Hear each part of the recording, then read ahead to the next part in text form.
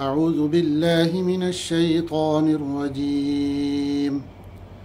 بسم الله الرحمن الرحيم. إن إبراهيم كان أمة قانتا لله حنيفا ولم يك من المشركين شاكرا لأنعمه اجتباه وهداه إلى صراط مستقيم وآتيناه في الدنيا حسنة وإنه في الآخرة لمن الصالحين ثم أوحينا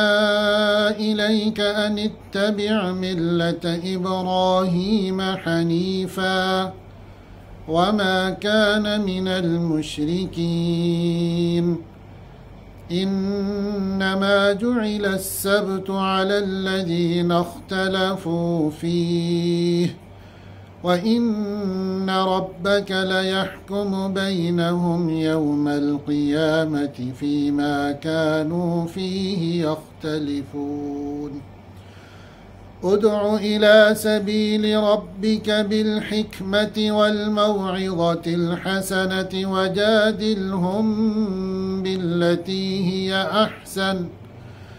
إن ربك هو أعلم بمن ضل عن سبيله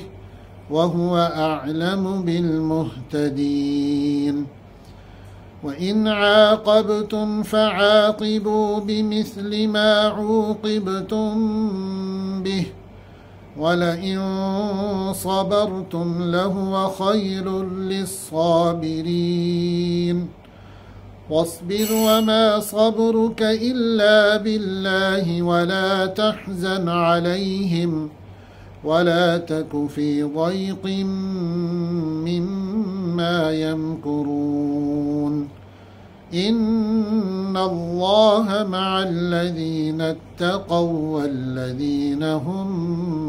محسنون.